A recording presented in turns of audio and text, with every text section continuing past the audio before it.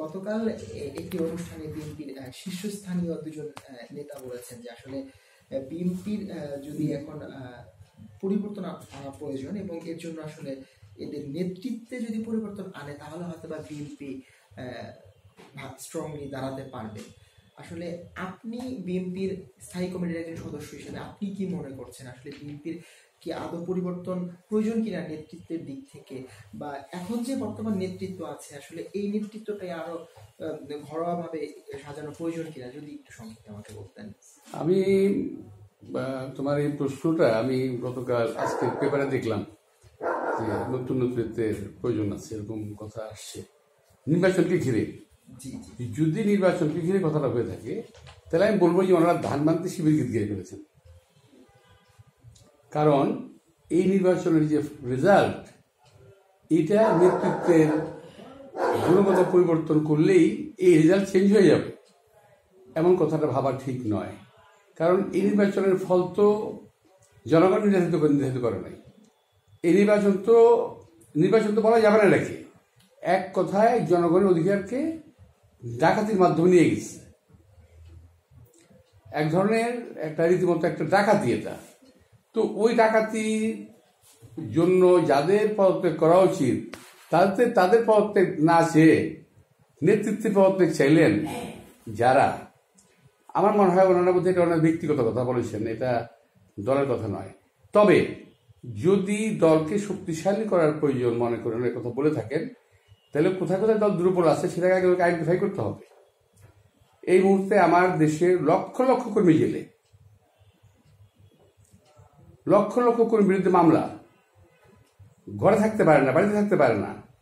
সেই সময় এই ধরনের বিভ্রান্তিমূলক কথাবার্তা বলে দলের কর্মীদেরকে একটা অশান্ত অবস্থার মধ্যে ঠেলে দেওয়ার কোন যুক্তি আছে বলে আমি মনে করি না।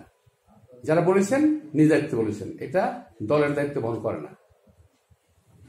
ভবিষ্যতে আসলে বিএনপির আসলে কর্ম পরিকল্পনাটা কি, এখন তো বিএনপি আসলে অনেকটাই নিশ্চুপ হয়ে গিয়েছে নির্বাচনের পরে। এই নির্বাচনে তাদের যে আসলে পরাজয়টা হয়েছে, বিগত বিএনপি পরাজয় হয় নাই। বিএনপি কখনো পরাজিতের দল নয়। বিএনপি কখনোই পরাজিত হয় নাই। বরং জনগণের যে রায়, সেই রায়টাকে রাতের অন্ধকারে, আগে করতো দিনের বেলায়, এবার তার রাতের অন্ধকারে সরকারি প্রশাসনকে ব্যবহার করে সেই ফলটাকে ছিনতাই করা হয়েছে।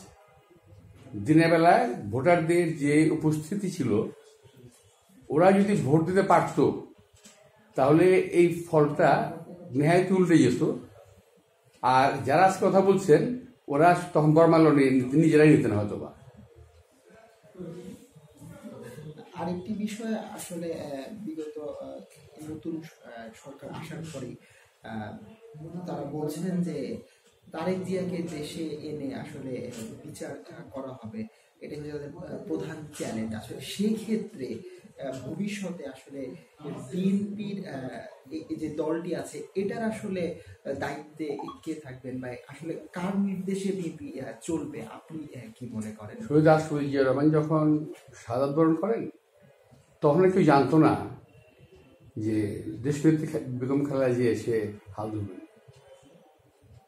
একটা দল তার নিজ গতিতেই চলবে, আর তারেক রহমানকে এনে ফেলবে, এনেই কিছু করে ফেলবে, এমন ভাবাটাও এই সরকারের জন্য বোধহয় ঠিক হবে না।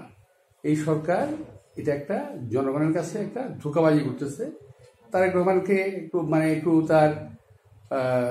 তার একটু চেষ্টা করছে তাকে একটু অপদস্থ করার মাত্র, আর তো কিছু না। তারেক রহমান দেশ থেকে চুরি ডাকাতি করতে যায়নি,